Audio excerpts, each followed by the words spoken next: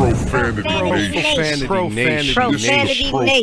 Nation. Yeah, it's the new era of man for some old school fans with a new school brand. We got money on the mic with the plan in hand. And Stat Pat to his left, they go hand in hand. And to the right, we got Simpster, he putting it down. It's the Profanity Nation, we running the town, yeah. It's the Profanity Nation. Profanity Nation. Welcome to the Profanity Nation podcast, where we are the voice of the professional fan. Another week, another day. However, guys, today's a special day. We've got NFL, NBA games to talk about. We've got a lot. We've got special guests today. But first, let me introduce my co-host here, as always, Money Mike. How you feeling? Hey, I'm good, man. You know, NBA season was great. Great game. We lost by 40. It was amazing, man. We'll get to it. The NBA season, it was a preseason, so I wouldn't quite say it was a season yet. Stat Pat, I know he's blowing that out of proportion, but how are you? I mean, he's already in regular season mode, right? Yeah, man, for real. First preseason game. Class is half full. Yeah, two of the big three is not playing. Man, I'm judging y'all by y'all 40. At least they vaccinated, man, so we know they play. Look, we're all good. Almost 100%, right? Good. All right, so of course we got Money Mike, Stat Pat, and yours truly, Simsta, here on the show. And another week, like I said, but we've got an interesting guest here tonight. We have two guests. Of course, we have Marco Nunez, who is the professional athletic trainer. He's going to join us for the 5-minute injury wrap-up. And then our special guest today, very special, is RJ White. RJ White is a female owner, CEO, president of a professional men's basketball team, and we cannot wait to have her on, amongst many other things. I mean, she's just incredible. Her accomplishments are incredible. Yep. But as always, we get started here with our friend, our buddy, Mr. Marco Nunez. Marco, how are you doing tonight? Doing well. How's everybody doing today? Hey, doing good, Marco. We're good, Marco. Hey, let's get right back into it, man. First preseason game. They got LeBron, Carmelo Anthony, Westbrook, and Trevor Ariza all on day to day. So, you know, I thought that was interesting. Is there a requirement, like if a player doesn't play, that they have to, you know, I'm not going to say fake an injury, but put them on the injury list, you know, for them not to play or not suit up, I guess is the question. Yeah, yes and no. It all depends. It's a preseason, so I think that the league isn't making a big deal about it. You could just throw something out there as far as rest or day-to-day. Obviously, you know, the league has made an issue that they don't want players resting on big game days type of thing, ESPN, nationally broadcast games type of thing. But it's preseason. I mean, this is very common. You're going to see this all throughout the league. KB did this. We did this with Powell. We did this with Lamar. We did this with everybody. So, day to day just means we'll see what happens tomorrow. I got it. What's the process during the preseason of working these players back in? Yeah, so I mean, ideally, you want to go in and start increasing the intensity and increasing the load as far as on the court type of thing. Hopefully, like we talked about this last week, that they're not coming into camp hoping to get in shape as far as camp, but you know, practicing, training. Even scrimmaging with your own teammates is a complete different ball game than actually getting on the court and playing a full game type of thing, you know, with the actual opponent, so to speak. Because even when you scrimmage with your teammates, they're going to go a little bit easy on you type of thing. Because the last thing they want is you don't want an injury to occur while you're scrimmaging, while you're practicing type of thing. So game conditioning, game shape, game thing is completely different. So you do want to increase the intensity. You know, first two games they may not play, but definitely expect them to probably play. I think they usually have eight preseason games, so you probably expect them to be out there at least between either game 5, 6, and 7. They're going to probably increase it. They probably take game 8 off and then ready to roll. Gotcha. Hey, so you know, speaking of that, like I was before we came into you know, here, I was watching a little bit of the Buck and the Patriot game. And Richard Sherman just popped up, you know, signed on Wednesday, and they put him right there in live action, you know. And I think they said he hadn't played in about 200 and, you know, some days. So you can imagine he's kept himself in shape and things like that. But I wanted to ask you about timing, you know, because, you know, gameplay, timing, and the speed of the game is something that really cannot be duplicated, or can it be? No, and that's the thing about you can't duplicate an actual game type of thing. It's very tough because you can't predict what the opponent's going to be doing. You can't predict what the receiver that you're covering is going to be doing. Now, you can get pretty close to it as long as you have somebody out there. But like I said, if you are going against Julio Jones type of thing, and you get one of your teammates to try to replicate what Julio Jones is going to be doing, if you're a DB, that's impossible. You can't think of it. Game situation, weather. I mean, same thing out there. I think I was watching the game, and all of a sudden it started raining type of thing. I mean, you can't really plan for that. I mean, you can probably predict it, but you can't plan for it. Yeah, but as far as for him, I'm assuming that he's probably stayed in shape. I'm hoping he did stay in shape. Otherwise, if they throw him out there, he's at higher risk of either issues or injury, and that's the last thing you probably want for him. Yeah, because I was telling Pat, Stat Pat, like, hey, they kept going at him, and he kept on getting a whole lot of tackles. But they went after him because obviously they figured he wouldn't be able to, his timing would be off. So he was getting tackles like crazy. Cool. But that's the thing about it. A lot of these players, that's why they're professional athletes. Go ahead. No, finish your point. Okay. So I mean, that's the thing about they're professional athletes, so to speak. That what they'll do is that there's what's called a muscle memory. So after they kind of get the rhythm going, they'll probably be able to pick it up and kind of be able to flow and kind of go back to normal. Back to basketball really quick. When you're in the preseason, you're in training camp and so forth, and they approach this first preseason game. There's obviously not too much emphasis on winning that game. Where is the emphasis placed since the stars aren't playing? What is the coaching staff watching? What's going on out there?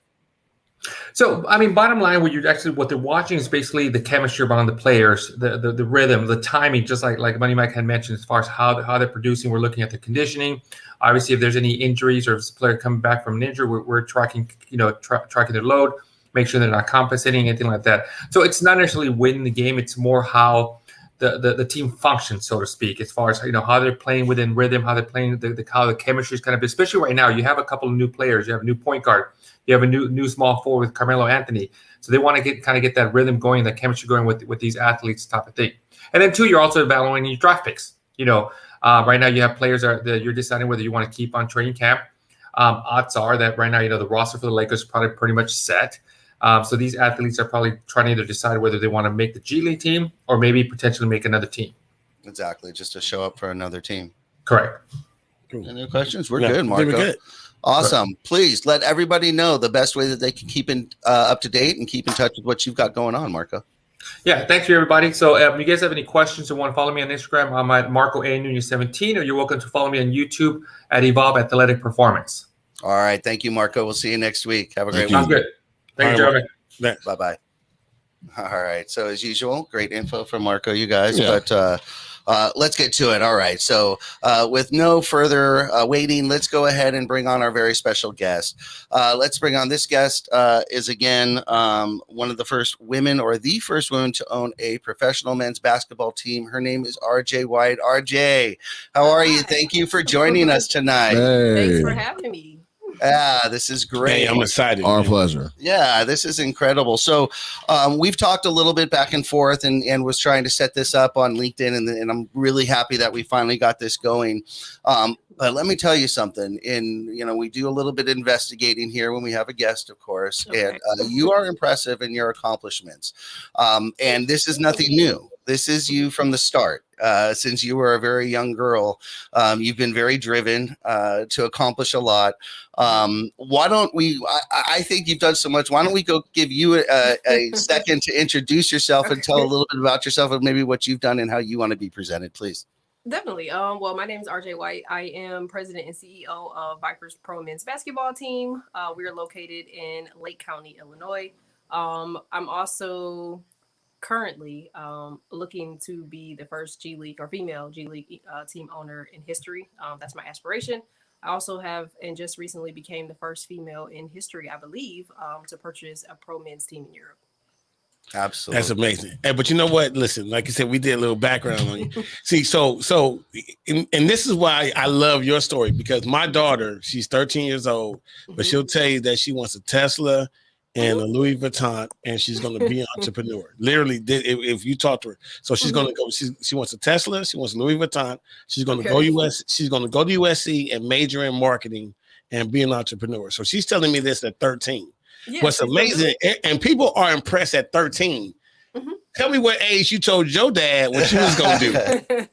I told my dad at 6. Oh like, man, yeah, so I had an NBA team, and y'all need to be like ready to give me the money for it, and like I had it all planned out in my mind. Now, then obviously the price of a team probably wasn't a whopping $405 million. I believe that's an estimate. It's inflation. As a 6-year-old, you don't know that, but yeah, I told my dad at 6 years old, I'm buying an NBA team.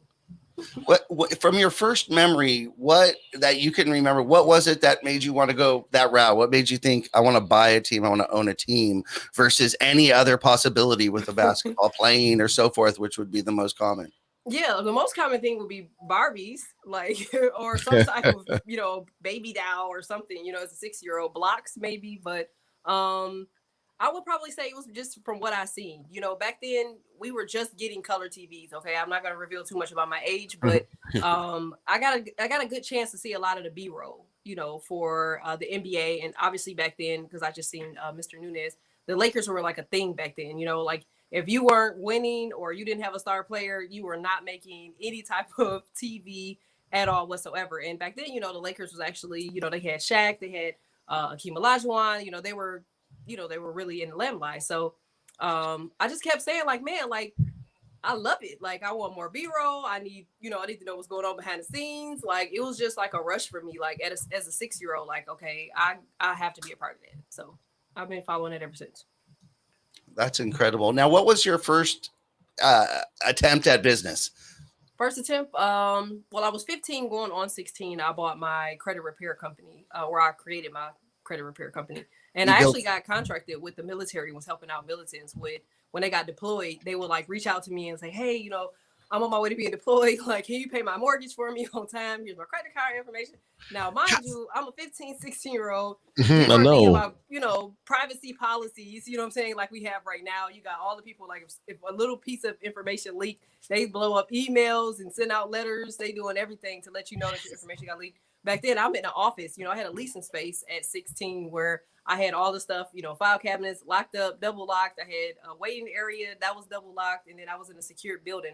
Actually, it was a Native Reserve building. So, yeah, at 16, I was helping deploy militants. I mean, I'm just amazed. Credit and pay their bills. I mean, so go. Yeah, because I want to ask you, because I'm hearing the vision at 6.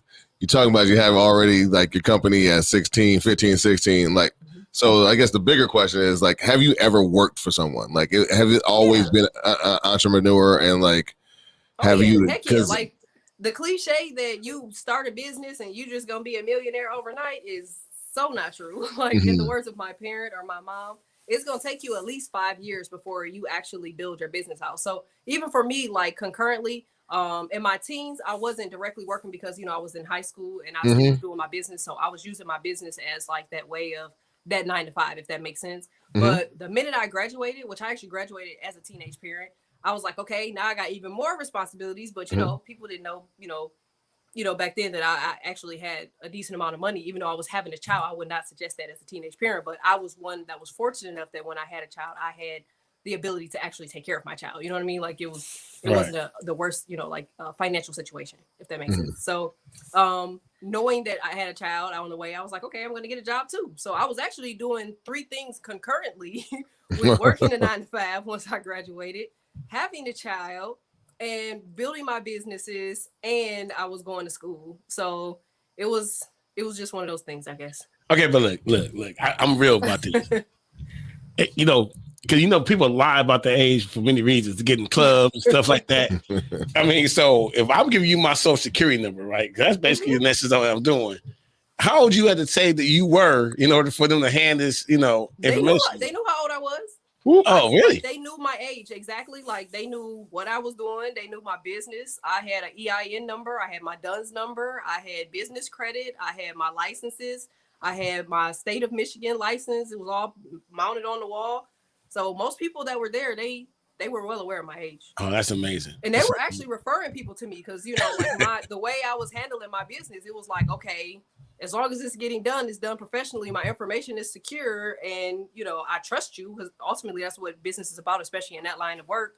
Reliability. It was no brainer. Okay. So you went from there, then we graduated into actually getting the basketball team. So I went from there, and I was like bored.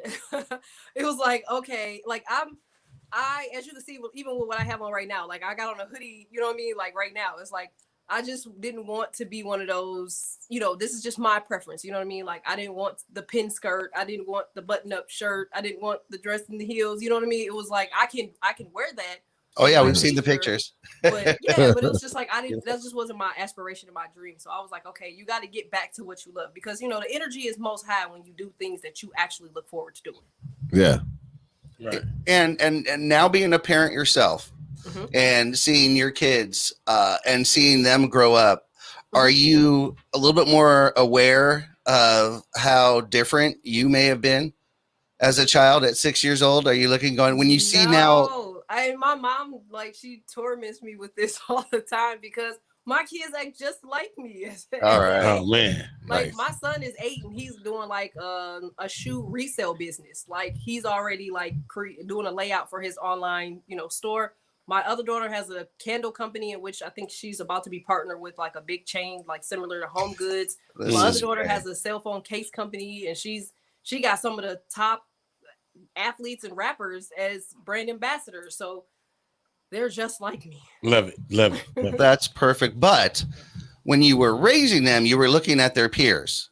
And they're not all like that, obviously. Yeah. So you can appreciate, right? And even though very special, very driven, right? That's absolutely amazing. That's beautiful. You have such productive kids. So let me ask. So we know that you own the ABA team, and I know you're competitive, like in the business, but you competitive also with sports. Like, how are you as an owner? Are you like the Steve Ballmer type, where you're just cheering around and doing crazy, like, what's this guy doing? Or you're kind of like funny, because, and everybody's gonna be like, oh, like when I say it, right? But like, I'm more like the Magic Johnson position. Does that make sense? Like general manager, quiet, but getting things closed. Like, I'm gonna go get LeBron. I'm bringing LeBron here. Do you see what I'm saying? Yeah. But you'll never know about it until it's actually finished. That's how I am. I work in the back scene. I'm not much of a micromanager, if that makes sense. So yeah, I think people do understand my expectations. If you look at the people that I've hired, you'll see like, okay, she's hired them because they're able to do, you know what I'm saying? Like, do the job and deliver. Like my head coach right now, Coach Melvin Allen, like he's former military. So structure, do you see what I'm saying? Even the players that we have, they have a requirement, which I'm sure we'll get into that, but they're required 1,000 hours of community service. Like, and there's no slacking off with that. Like, it needs to be done. So I think everybody around me kind of knows now, like, what my expectations are. Okay, cool. But you're just, okay, I got you. You're not the one that's the Mark Cuban type at all. You're just behind the scenes. No. I mean, like, we could play when we get the business clear. You know what I'm saying? But right now, no. Like, we're in October. We're starting up our season, and everybody's like, look, I got this taken care of. We back on the line, in 2 days, every 2 days until the season actually starts. We having conference calls. So, yeah. And how long is the season? Our season goes from late October until March. So you're really gearing up right now. Yes. Awesome. And how many games do you guys play? We usually play anywhere between a 25 and a 40 game season. Because of COVID, I tried to shrink it as much as I could. So I accepted anywhere between 16 and 27. So we'll see where we go. Okay. Gotcha. Yeah. So you get like D1 players, right? Oh, yeah. Yeah. Well, I've had plenty of D1 players. Right. Okay. And do they? How many? Like I know I watched another interview and said the majority. The goal is for them to come through you. You guys develop them, possibly get them to a G League team or overseas, or ultimately the NBA. I'm accounting for 57 people going overseas right now, I believe, and some of those are D1, others aren't. I haven't gotten anybody into the G League, but I have managed to get them into workouts. How they perform when they get there is on them. That's up to them. Exactly. In order to secure it, but I'm gonna get you in front of the people that you need to be in front of for sure. What is part of your day-to-day operations or part of your day-to-day responsibilities as CEO and president? Well, right now, I'm going back and forth between UK time, which we talked about that earlier when we were discussing Pacific Standard Time and Central Standard Time, right? Going back and forth between UK time and the United States time. So day-to-day operations for me now look a little bit more eclectic, predominantly because I'm trying to have conversations with them late and waking up to have conversations on America time like later on. But normally it's not a lot. It's a lot of emails, a lot of phone calls, a lot of conference calls. Me being a mom, running around with the kids. Like I do take my breaks to go, have Nerf fights and then get back to it. So balance. Yeah, that's pretty much my day to day. Traveling, I usually, before I do business in certain countries, which my dad and my family and everybody around me gets on me all the time, I'll hop on a plane really, really quickly and go somewhere for an introduction, like a face-to-face introduction. Because going back and forth with emails, yeah, you could secure it that way, but when we're talking about business and my name being on the line, I gotta see you face to face. So I'm quick to jump on a plane and go overseas. Now you mentioned business. Business is a big part of this, and that's always what's kind of interested you is the behind the scenes as opposed to the show in the front. One thing that I found interesting, I myself have been into crypto for many years, since about 2012, and I saw that you have offered to pay employees or players and such in cryptocurrency. What went behind that thought, and have you received any slack or any hate for that or anything at all, or just love? No, actually, I've got nothing but interested millennials, I guess I would say. It came from a thought because it's like, we have to be innovative, regardless if we don't want to go, to the new wave of anything that happens in life. You're still going to go over there regardless. So now it's all about if you're going kicking or screaming, right? So I said to myself, okay, if you look at the way Bitcoin is going, because I invested in Bitcoin long before I offered this as an incentive to my staff and my players. And as I'm looking at it, I'm like, man, Bitcoin is consistently growing and it's going to be a thing. So when I started seeing bigger corporations start to invest in Bitcoin, I said to myself, okay, these companies are always 2 to 5 years ahead of the game. So if they're investing in this now, it's going to be a thing futuristically. Exactly. Now, this is a year and a half ago. So now here we are, 2 years or so later. I'm like, it's time. Like, I'm looking at Bitcoin. I've invested in Bitcoin. I'm looking at my investment and return on Bitcoin. It's time for us to move in that direction. So everybody was actually really open to it. They were happy about it. I had a counselor teach us all of I knew about it, but for the people that were unaware of Bitcoin, we did like a whole 1 hour session on what Bitcoin is, how to use it, how to spend it, the new wave. And in fact, we actually have partnered now with the cryptocurrency system, where you might see some new innovative things from us as a sports team. So we'll see where that goes. Very neat. Very neat. That's dope. Have just curious, just one last question on that follow up. Has anybody taken you up on that and received payment? Yep, everybody, the whole staff, all they are getting paid. They're getting paid or a percentage of in crypto. Yeah, I love that. Their percentage in crypto. I actually gave everybody the opportunity to opt out if they didn't want, because some people are uncomfortable with the stock market and numbers, new things, 401ks even risk. Now, for millennials. And they all were like, nope, sign me up. Like, where do I sign? Give me the dotted line. So they all were actually pretty interested in it. And they all were on the conference call in regards to learning about Bitcoin. So getting back to the ABA, I mean, first of all, I think that's dope because, you're basically, once they learn about it, you realize how much more money you can make off of it, off of that regular paycheck. So yeah. I would definitely probably do every other paycheck. I need the cash, but I need some Bitcoin too. Whatever you can afford. Yeah. So yeah.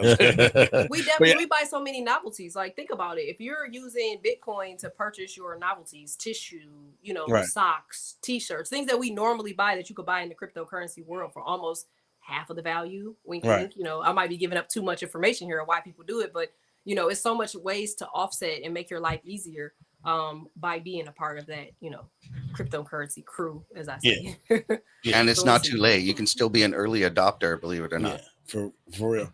Hey, but let me ask you more about the basketball side of it. So I hear the rules are different. Like, they have 4-pointers, and nobody is allowed to flop. Tell me about that. They don't allow flopping. If you shoot the ball, I want to say it's half court, mid court. A 3. If you steal the ball back court, a 3 is a 4 and a 2 is a 3. And then I want to say it's a shorter shot clock.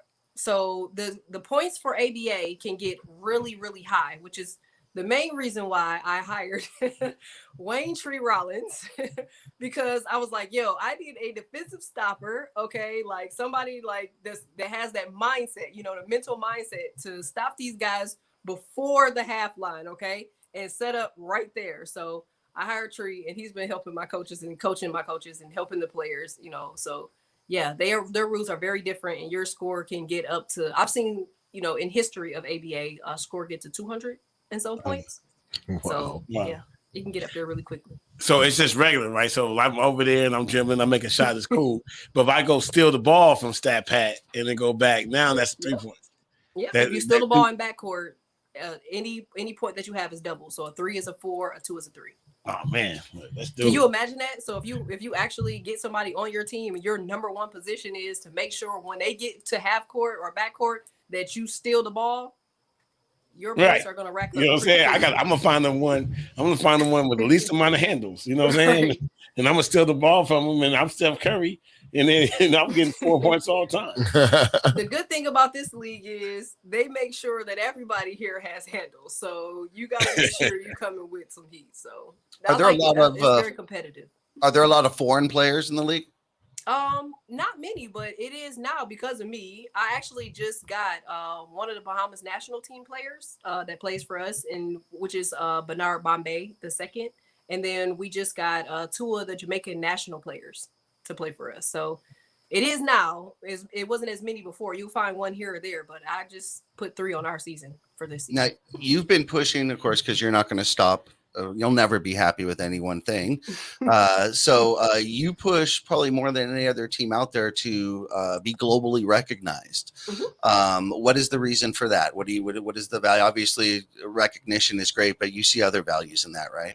Oh, yeah. Well, in all honesty, we are right now affiliated in 15 different countries, I believe. It might be more now because I haven't really looked at my email since earlier, but we were working on 2 other countries that were supposed to finalize yesterday. But right now, guaranteed, we're affiliated with 15 different countries for international alliances for sports. It doesn't matter what. It could be youth. It could be us coming there for classic. It could be us building, me being on a board, junior board, something of that nature.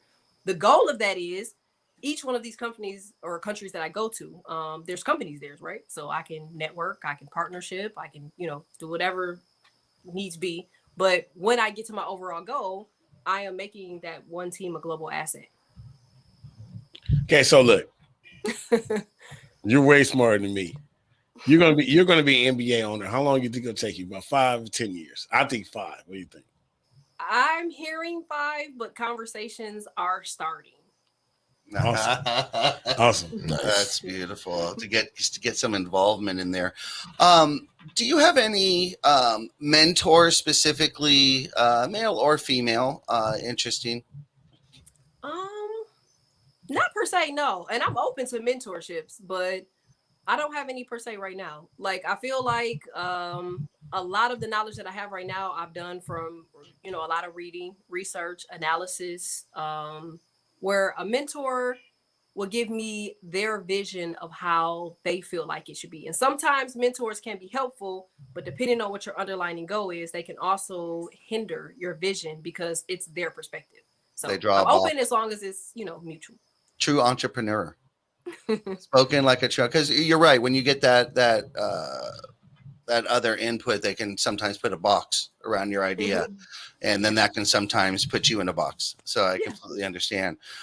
What's in the future for RJ? What's RJ besides an NBA basketball team? That's going to be a given. What's in the future for RJ? Futuristically, I'm going to go with building out my team in Europe. I literally just partnered with a company actually overseas, and it's funny because I got like my prototype right here, and it wasn't like for me to promote it. It was literally because I was looking at it before. Tell us.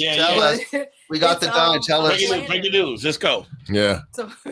So everyone asks me. They always say, "Okay, you're a mom, you're an entrepreneur, you're always traveling, you're always on the go." They're like, "How do you keep your life like intact, right?" And like people don't believe me when I say this, but like I have a really good planner. Like my planner literally helps me out with everything. I sync that with my phone and my iPad and my computers and all that stuff is all kind of synced together. But I actually launched my own planner because it was like, okay, for those that really need, they have strict time constraints, I guess I could say. You need more from planners nowadays. So I created my own. So it's called London Gale, but it's gonna launch December 1st. And it'll be for the 2022 year.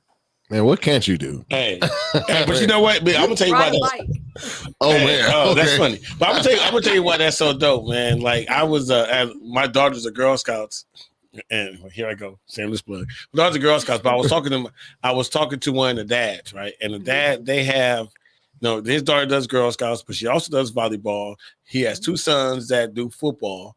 Right. And then he coaches football. Right. So he told me the only day that they have available free is Monday, out of 7 days a week, not to mention the homework and everything. We're talking about literally like, 12, 13-year-old, and he's just talking about how their schedules are so tight.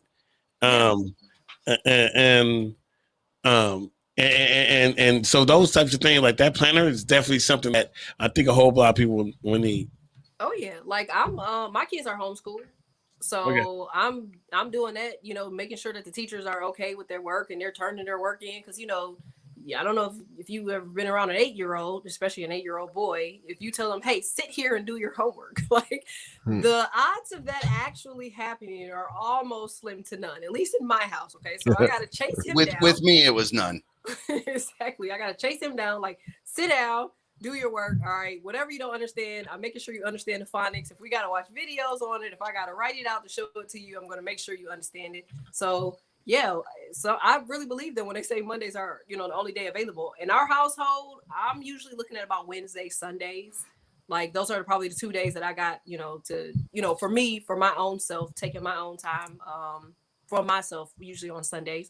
And then for the family, getting them out of the house, things of that nature, things that I got to go and grab and run and, errands and stuff like that is usually a Wednesday. So, yeah. I have a question. Living by the planner. You keep very busy. The planner helps. Of course, you actually have to stick to that planner. Everybody gets tired. Everybody has a day where they're just like, am I doing this? And so what gives you the motivation? What do you use as motivation to push through and get through that day? Because I think those are the days that people don't see, and they assume that you just always have this energy and it's always great and it must be easy for you, but it's never that way for anybody. They never see the hard days, but there are days I'm sure you wake up and you just don't feel like doing it, but you do. Yeah, actually, that's funny because today was one of those days. No, I'm just kidding. But I literally, sometimes I'll wake up and be like, you know what? I'm not feeling it. Like if it's a Sunday, I'm not doing nothing. I'm literally like PJing it all day. Like everybody's going to fend for themselves unless I decide to cook dinner that day. And they kind of already know this like by Thursday. Like, all right, look what y'all getting on Sunday. Because it's not happening, okay, I've already pre-planned to stay in the bed. That's awesome. But for the things that people don't see, I do like a lot of, self-care, you know what I mean? Cause like without the mind, the body is pretty much a dud, So I do take time for myself if I feel like I'm being, or getting too overwhelmed to kind of like take some, some steps back. I do meditate, meditation, yoga, stuff like that. So I will take some time and be like, all right, I'm going to go out. I'm going to sit maybe outside, maybe sit in the sun, enjoy some sun or read or something to kind of, get away from like the woes of my position. But I love what I do, so it does give me a different set of energy, if that makes sense. But you do have those days where you like, no, today's just not that day. And even though it's not that day, I'm going to do enough, but so that way I'm not doing nothing, but I'm still going to take this time for self-care. So I think that's awesome. I think that's incredible. Yeah, I mean, and everybody needs to have a self-care day for sure. Because I mean, it's like a reset day. You're out there, you're grinding, you're moving. We got stuff in the midst that we're trying to launch in, first of the year. And sometimes you need to reset because I could imagine, all the things that you're doing, like within the business, as far as like, getting coaches, phones, kids, iPad, right. Yeah. Right. You're trying to get, 15 countries, maybe two more. Yeah. So there's so many aspects to that one single business you have. I've had three different meetings talking about the same thing, but there were three different subjects. Right. And your brain's like, oh my God, like what are we talking about now? You know what I mean? So I can imagine because you sound like you're doing the same thing. 1 minute you're over there trying to hire Tree Rollins, another meeting you're trying to get some advertising, another minute you try to get a player to come over and play for Tree Rollins. Yeah. So I can imagine it's very difficult, but it's rewarding at the same time. Very much so. Like I love what I do. I can't wait to get to the level where I can complain. Like literally, like by the time I get to the NBA, I'm like, look, all right, let's set this interview up. Like now I'm complaining, but right now, and everyone will say it was overnight too. They will say, "Oh, it was overnight." Like, no, it was. You fought hard and worked hard to get there, but everyone else sees it as overnight. Exactly. Well, this was great, RJ. Thank you so much for joining us. Can you please let everybody know how they can keep up to date with you and what you've got going on? Definitely. You can find me on Instagram. I'm at RJ White Official, and you can look up Vipers Pro Basketball at vipersprobasketball.com or Vipers Pro Ball on Instagram. All right. Nice. You promise to come back at some point? Of course. Absolutely. We would be happy to have you. Thank you so much, RJ. You have a great night. Thank you for staying up late with us. Oh, no worries. Thanks for having me. It's like good luck in the season. Have a good one. Thanks. All right, boy.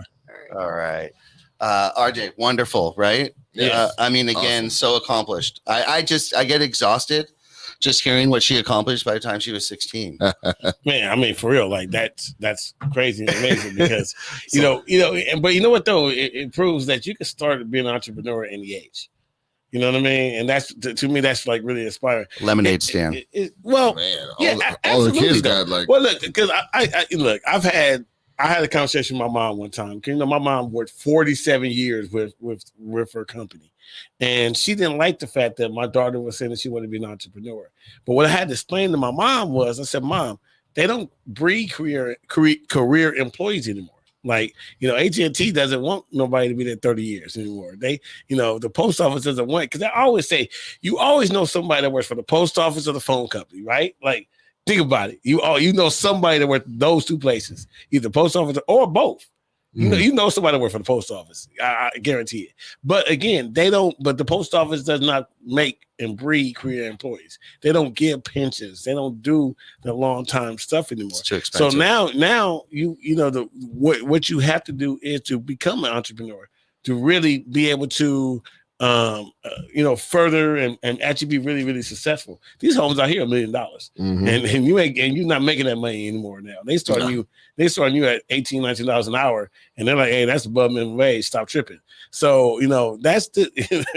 Am I lying? No. Hell no. Okay, so the fact that she had the mindset at 6 years old and started her first business at 16, like she had people's social security numbers. Like, dude, that's like really amazing. Yeah, a lot of responsibility at the age, man, for real. Yeah, definitely. So shout out to RJ. I mean, she's like one of my favorite persons. She's awesome. That we have. Amazing. I'm always so impressed with our guests. Okay, so we're going to take a quick little break here. Don't go anywhere. When we return, we're going to go ahead and talk NFL. We're going to go ahead and talk NBA. Lakers played a game. Rams played a game. I think there's a Monday night game coming up. We might have to chat about when we get back. So don't go anywhere. We will be right back. Profanity Nation. All right. The Profanity Nation is now the official podcast of the Los Angeles Lakers fan club on Clubhouse. Be sure to join, over 5,000 strong and growing. Also, text Lakers to 22828 for a chance to win a free t-shirt. Again, text Lakers to 22828 for a chance to win a free t-shirt.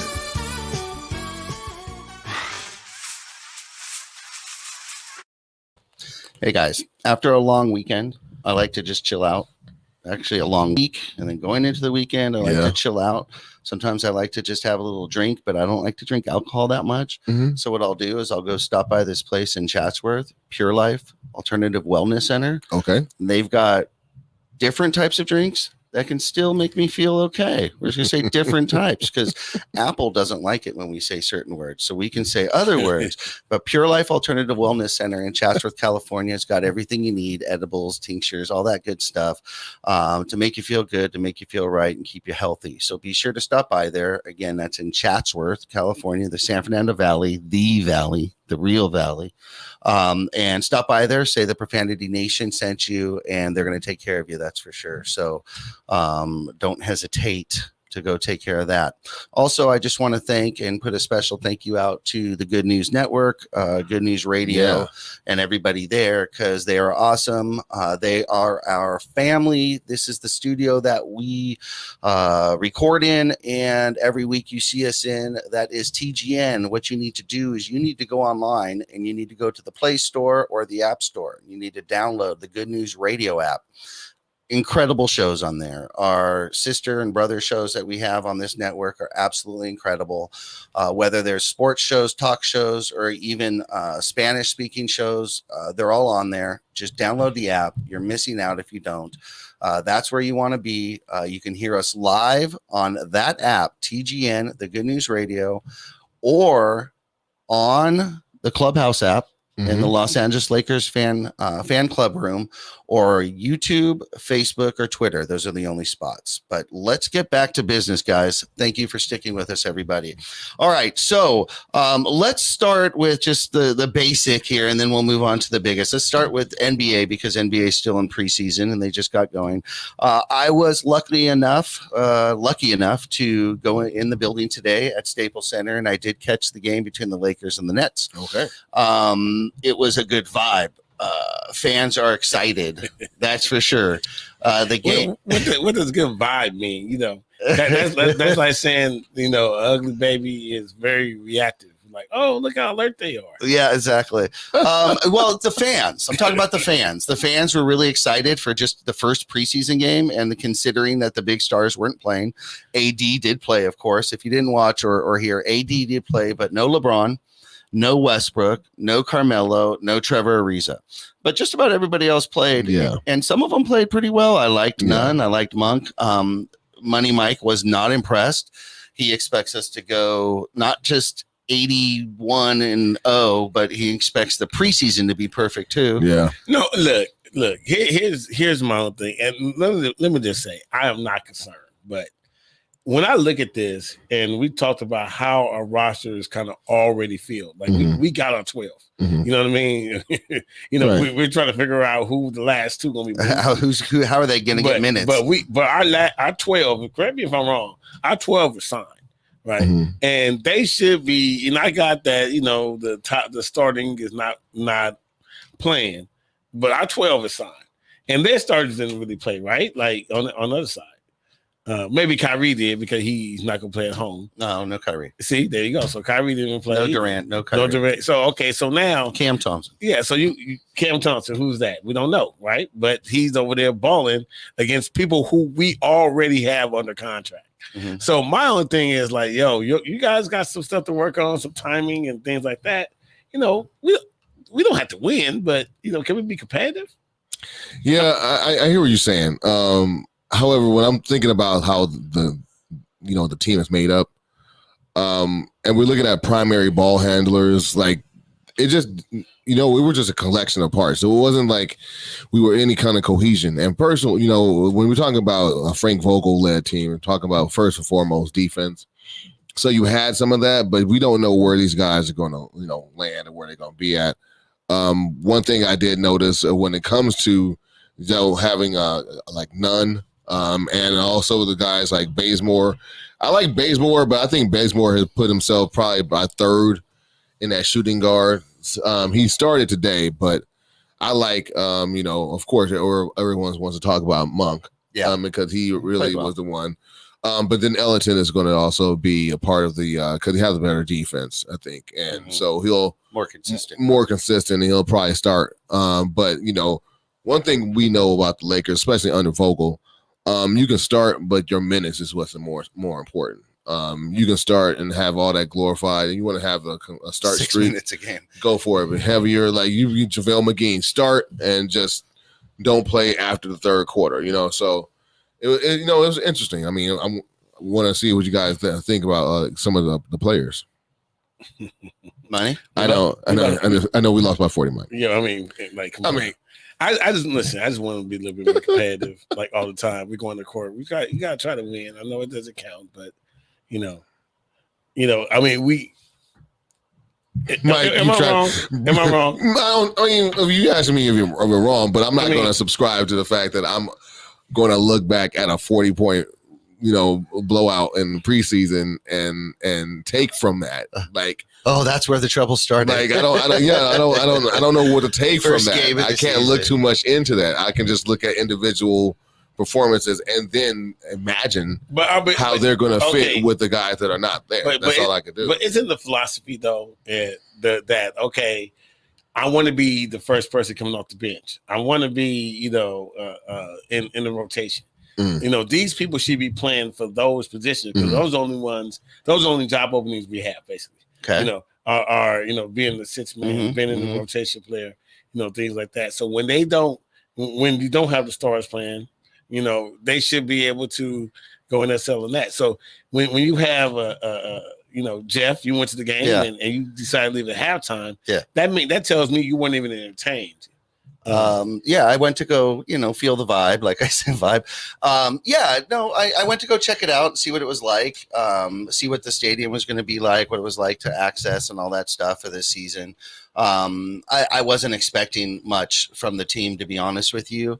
I think, when you bring up the point that, they're fighting for a roster spot or, minutes or even a roster spot on another team, you're right. But there's a fine line that you walk there with pushing too hard and going outside of what the coach is asking you to do. And when you're a role player, the coach asks you to do this and be in that position on this play. That's where you're going to be. You're not going to push. You're not going to go outside of that if you're a bubble player, what I call bubble, on the verge of maybe not being signed.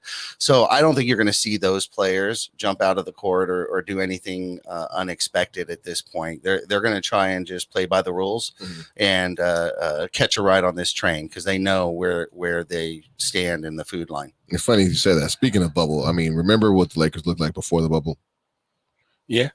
And won a championship. Yeah, I got you. So, I mean, we're going to judge off of the performances and you know what I'm saying? Like, that's what I'm just saying. Like, I can see a performance and I can look at it and then I can take it out of context and be like, well, this is what we are. I can't, what do I say? I mean, I know you're saying that competitive, but if I got like Austin Reeves playing like 35 minutes, that's not indicative of he's green. Like how do I even, if he's getting busted, like, you know what I'm saying? He's not even going to be on the court. So it's like, I can't really go with that because if his plus minus is like negative 25, he ain't never going to have that. Okay, so even if it's a plus 25, it don't matter. Never gonna have that. They never have another chance at it again. Okay, so let me ask you guys another complete opposite of this. Do y'all just want to fast forward to start the playoffs? Like, do we even we even want to even go through the season? No, I want all of them. I want 82 games. I mean, that's how you build that's how you get to know the team. Man, I can't. I'm so that's excited. how you get to learn that KCP doesn't earn the name of this. And that's how all that happens. Yeah, there's a lot of data we have from him that we made sure that he didn't deserve a nickname. It takes a little while to build that, dude. But I would like to package and bubble wrap AD into the playoffs. Yeah, I mean,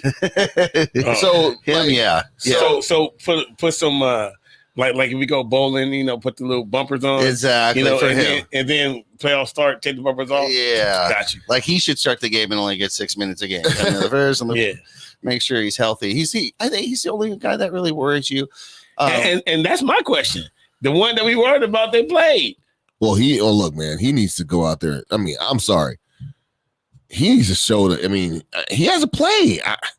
I can't really subscribe to the fact that like you play and you like pretend like you're gonna get hurt, like, or you worry about getting hurt. You don't play sports like that. Like the minute you start thinking about an injury, you get hurt. Yeah. The minute you start overcompensating for one injury, you get hurt. Except wasn't it? Except Bynum. Andrew Bynum back in the day, wasn't it against the Grizzlies? He blew out his knee twice. It was. First time, thanks Lamar Odom. Next time was Kobe rolled into it. Yeah. So and he blew out both knees. It was like yikes. So you never do know. You never know. But maybe those games you sit down. But one thing I noticed, like, of course, we have like the debate is AD gonna start at the 5 or. If he doesn't start at the 5 in the beginning of the season, who's going to start next to him? Is it going to be DeAndre Jordan or is it going to be Dwight Howard?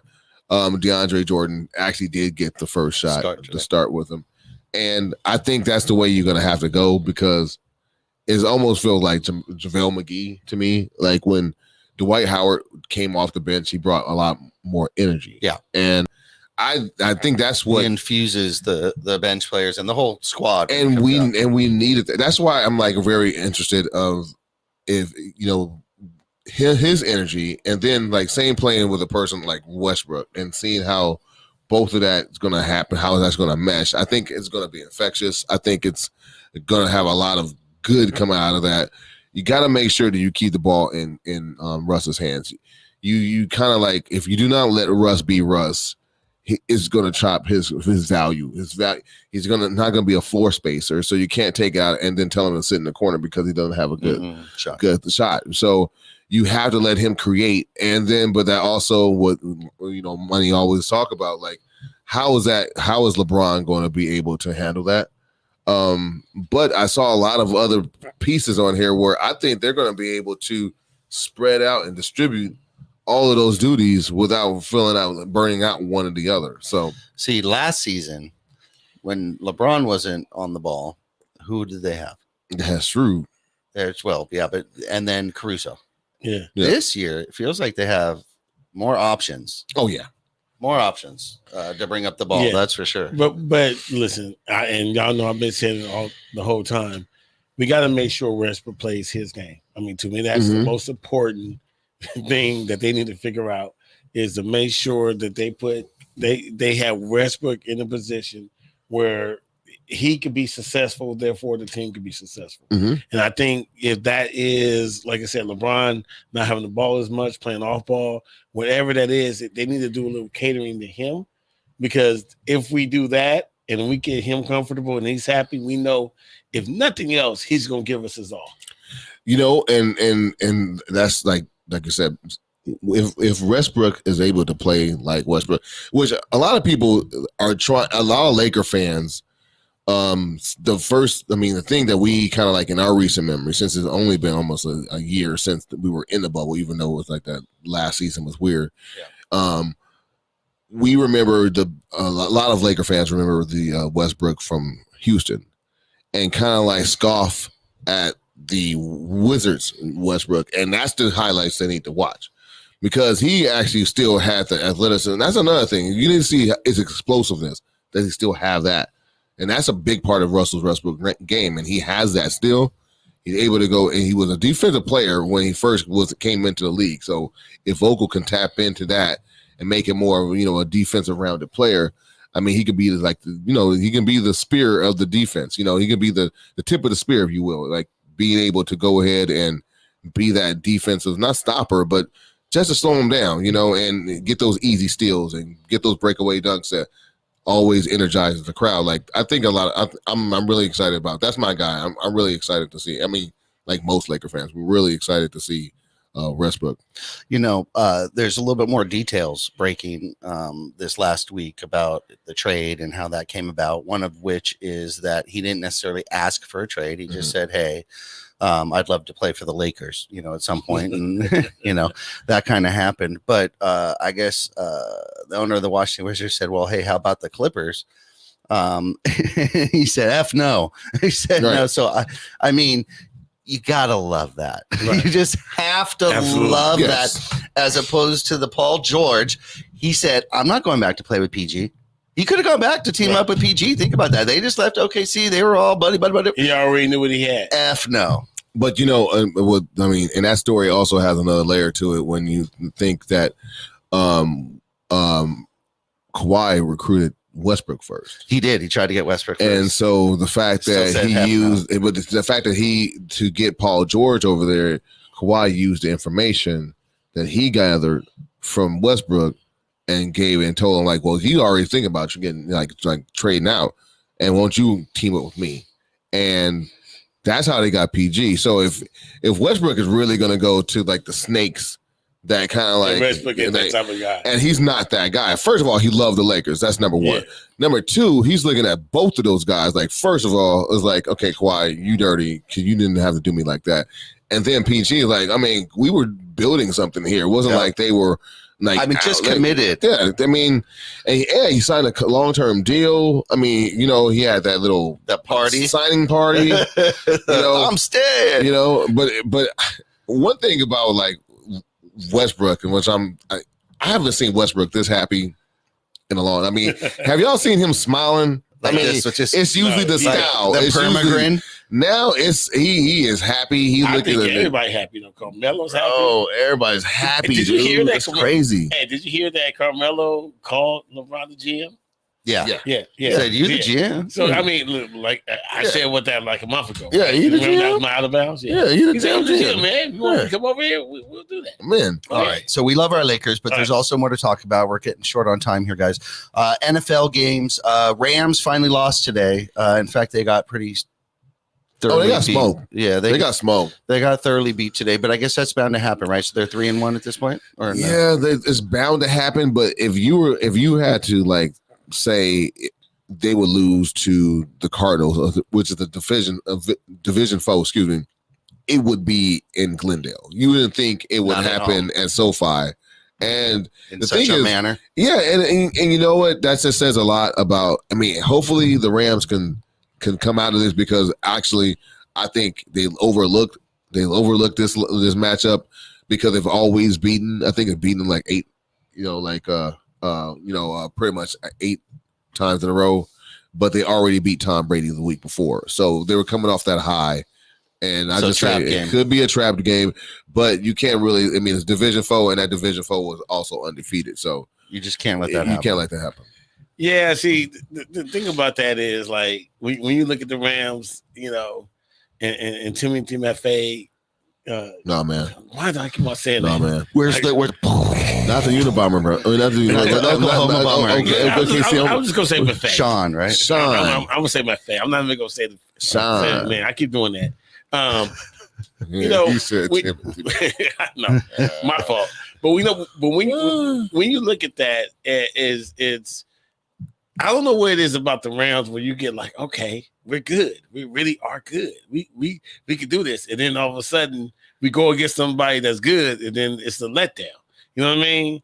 And it's always that. So they're gonna be able to rack those wins up against those above average players. But when you have like, listen, Arizona is just as complete as the Rams, right? Yeah. So now it's literally, two heavyweights. Like we have everything. We got a great quarterback. We got great receivers. We got great defense. They have everything the Rams have. Yeah. And then when you lose it at home, lose at home, it's like, okay. And it wasn't like it was a close game. No, it wasn't. You know what I mean? Like literally they kind of almost got blown out, you know. So you don't wait. They were down with 3 touchdowns. Right. And at one point they were down 35-14. That's what I'm saying, but the score at home. The score kind of looks like it was closer. But, yeah, like they always saying, it was like the score does not indicate it's not indicative. Right. Not indicative of the score. Right. But that's what I'm saying. So indicative. We have to we're going to have to see what they're going to do. I mean, they're going to win 12 games at least. But they cannot have the letdowns. They gotta beat those teams that are definitely equal to them. All right. Mm-hmm. Another big game for LA tomorrow night. This is a big game for the nation. Man. Raider Nation. Yes, sir. Charger Nation. NFL Nation. There's only one nation. There's only one nation. There's only one nation. I'm going to let Pat have the mic on this one. Pat, just break down this game for us. Tell us what to look for. You've got about 2 minutes. Real quick. I mean, when we first started the schedule, we didn't think this game was going to mean anything. And now that since Denver actually fell from the ranks of the unbeaten, now this game is for first place. So all of that stuff beforehand is now you got the 2-1 Chargers with 3-0 Raiders, and it's going to be the first time the Raiders invade SoFi. So it's going to be awesome. It's actually going to be an awesome game. I think the Chargers actually have what it takes to beat the Raiders, and I'm a Raider fan. I'm looking at the Raiders. I've seen some little holes. It could easily be, they're 3-0. They could easily be 1-2. 2 of their games won in overtime. So, and they're the Chargers coming off the Chiefs win. So it's going to be interesting to see I'm looking at the Raiders, and can the Raiders go with expectations and beat a Charger team that's coming on the upswing? So it's going to be both of them have a lot to prove. Derek Carr has a lot to prove. Also, Herbert is the new heir apparent. So it's going to be interesting. Money Mike, you've been to just about every tailgate for the Chargers this year, and you say they're a wild bunch. I want this tailgate. Yeah, I want. We'll be there tomorrow. We're gonna be there. Gates open at 1 p.m. And we'll be there at 1. And we're gonna be there for that tailgate. Now, listen, I went to the tailgate with the Cowboys, and that was crazy. But by me looking at that Cowboy one, I said, "Ooh, that Raider one." That Raider one. That was just a precursor. Right. Yeah, it was. Yeah. Because I'm gonna tell you, man. Like when the Rams played the Raiders in the preseason, I happened to be over there at that Target around the corner. Yeah. And they were tailgating at the Target around the corner from. Listen, I guarantee you, some Raider fans out there already right now, getting ready. So drive by SoFi, you're gonna see some Raider fans out there. Yeah. It's going to be, that crowd's going to be 50-50. Yeah. Which means they better hope it's 50-50. I don't think it's 50. I'm thinking 75-25, honestly. Listen, it's going to be at least. Is it going to be a blackout? Oh, it's going to be. It's going to be there. It's going to be a minimum of 50-50. A minimum. And that's bad for them. Which means. Yeah, that doesn't count. Which really means is if, but can you imagine though, like what that feel like? It's almost like you're literally, both teams are in a neutral place and everybody traveled there, right? That's what it feels like. So you're literally, you have the visiting side, San Diego. They're cheering after every play, and then you got the Chargers, they cheering after every play. It's gonna be loud the whole game. Come on, man. Real quick, it's gonna be real quick. I know we got to get to our next segment, but real quick about that game. Remember, the Raiders used to take over Qualcomm, which is basically in San Diego. Yeah. These are the San Diego Chargers that had their stadium been taken by people that were from Oakland and from Los Angeles. You are literally going back into Los Angeles and trying to claim that you have the market of Los Angeles versus the Los Angeles Raiders. Fans. I'm really interested to see what this tailgate is like and what the game's like. Man, I can't wait for it. It's going to be super exciting. It's going to be cracking, man. Okay, so I hope it's safe. I can't let today's show go by without saying that for the first time, I think literally ever in my life, I am excited as a mother effer for the Super Bowl halftime show in LA. Bro, man, okay. If you have, I got feelings about that though. They did it. Dude, they're bringing it. Hang on. If you haven't heard, okay, finally we have a real halftime show here. We got Dr. Dre, Snoop Dogg, Kendrick Lamar, Mary J. Blige, and Eminem all going to perform at the halftime show. It's going to be off the hook. Yes. Okay, but look, you know me, I'm always thinking differently. I'm a love it. Let me just say that now. Me, for the culture, I'm gonna love it. Yeah. But this is a worldwide event. Hey. And we know that they are known worldwide. Hey. But for the culture, for us, is great. Now, here's my question though. That's a really big stage. Yeah. And usually there's dancers and there's theatrics and rap concerts. We love them, but they crip walking and they I want them to crip walk all up and down that stage. And they got the 6'4", Chevy, they'll do something awesome. Like I'm trying to figure out this is going to be so fun. Here's my question though: how gangster are we really going to be, or are we going to kind of level that out and try to create the PG gangster? I'm just saying, if they don't come out the Dre Day, if they don't come out the come on, dude. If they don't come out to that, if the first thing you don't hear is bling, bling, bling, you can't. If you don't hear that, they're doing it wrong. They're doing it wrong. But that's gotta be the first thing you say. But you can't play. No, you cannot play. Okay. It ain't no fun. I have another thing. As I think about this, that's what I'm saying. I know this is going to continue. Listen, okay, they're going to play it for the culture. Okay, I want it. But you can't play. They're fun. They're going to play. They're going to play. All right, next. Okay, really quick. I know we have one last segment. We're running out of time. I just need some facial expressions from you guys. Okay, there's a new show in Vegas that you can go to. Okay, there's a new concert show, and there is a celebrity singer that is on tour that you probably thought you'd never see on tour again. This is, like you said, complete stage show with live band, dancers, everything. Whitney Houston is on tour in Las Vegas as a hologram, and you can go to Las Vegas and see Whitney as a hologram with live dancers and a live band 7 nights a week. Let the girl die. Wow. Thank you. I just wanted the facial expressions. Y'all need to go to YouTube because that's the same exact expression You know I had. Was like, it's unnecessary. You know what? You know what's so Only bad? Vegas about would do some stuff like that. Yeah, but you know what? You know what's so bad? That's about just that the first. It's gonna happen. is I need Tupac with it too. Then. Man. Let's get all the hologram. It's gonna be. They doing that 7 days a week.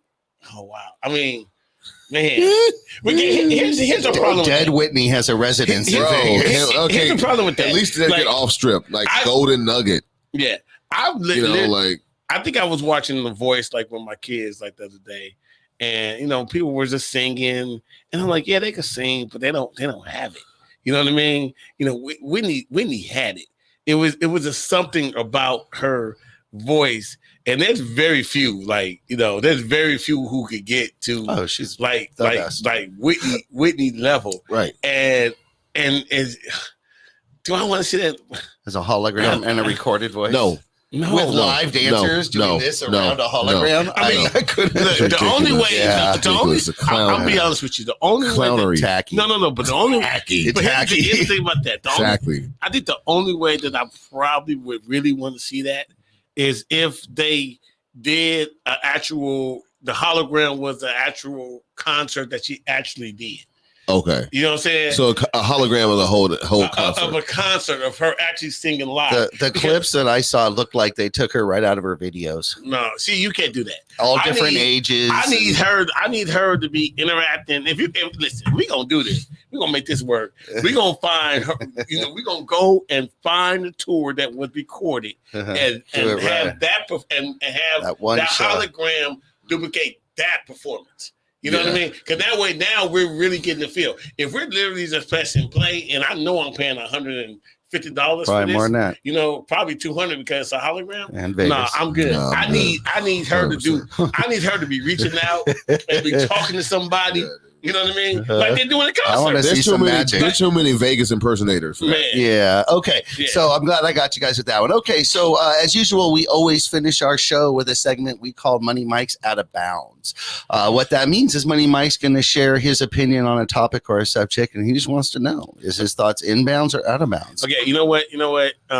There's one more thing I want to bring up before the show here, because I just want to laugh at him, and then after we laugh at him, we'll do the other bounds. I'm laughing at Schroeder. Schroeder had a press conference and said that money isn't everything. Okay. Right. So I'm laughing at the dude because I'm really, I understand. I was trying to understand what he meant, because here's my question. I just have one question for this. We offered him 4 years, $80 million. $84 million. So we offered him 4 years, $80 million, which is 21 million a year, right? So he got 1 year, 5.9, right? Mm-hmm. So let's just say $6 million just to even it out.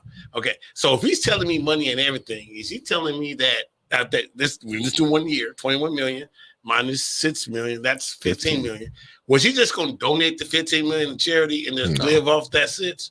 No, because I'm just, it's not even out of bounds. I just want to you got a wife and kids. No. Yeah, no. But money ain't everything. So I mean, because if you're telling me money not everything, then that, then let's live it. You're telling me that 15 million, you wasn't tripping. But what he supposed to say? He can't say nothing. Hey, you know what?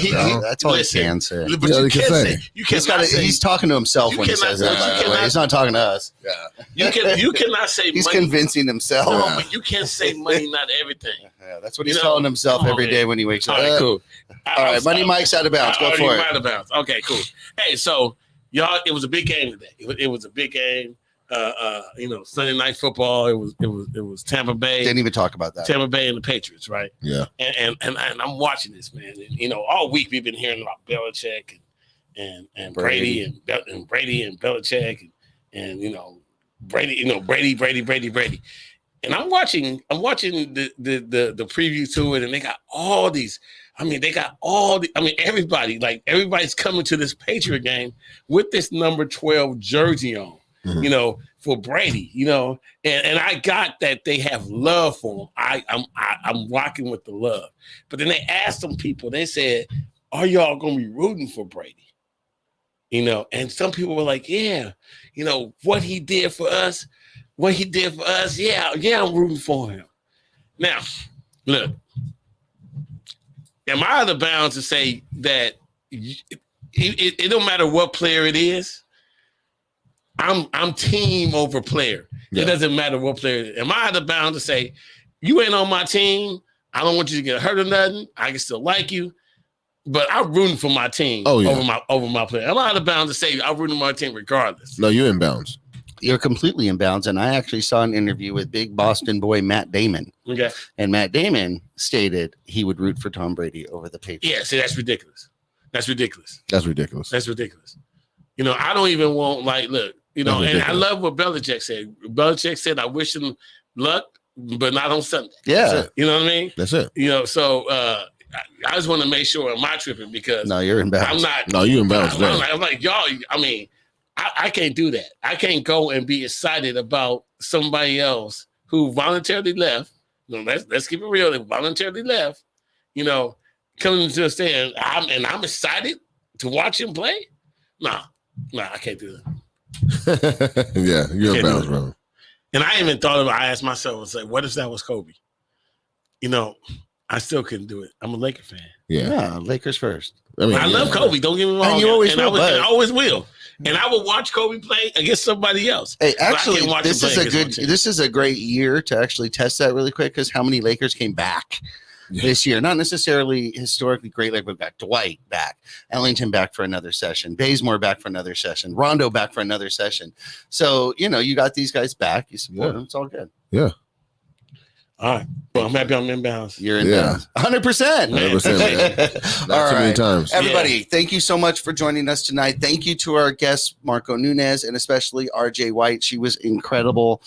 Be sure to check her out and the Vipers Pro basketball team. And she's going places. So if you don't check her out, she's going to be in your face one day or another, let me tell you. So thank you very much. Thank you to the Los Angeles Lakers fan club room in the Clubhouse app. That is where we stream live. Over 9,000 members and growing. Mm-hmm. Thank you, Crispy. Thank you, TGN. Thank you to Pure Life Wellness Alternative Wellness Center, and everybody who supports our podcast and our support. Thank you very much. We will see you next week. On behalf of Money Mike, Step Hat, and yours truly, Simsta. Peace. Profanity Nation. A podcast for the fans, by the fans. Dive deep into the topics the other shows miss. Raw and uncensored. And he's going to play team ball. His legacy is at stake. Rare, hard-hitting interviews with players, coaches, and you, the super fans. I'm not hating. I'm like, okay, cool. Good. 3 championships in 5 years. He's more than good, bro. Profanity Nation. Listen live or subscribe on your favorite podcast platform. Powered by Jesse Brown of Keller Williams. The Profanity Nation is now the official podcast of the Los Angeles Lakers fan club on Clubhouse. Be sure to join.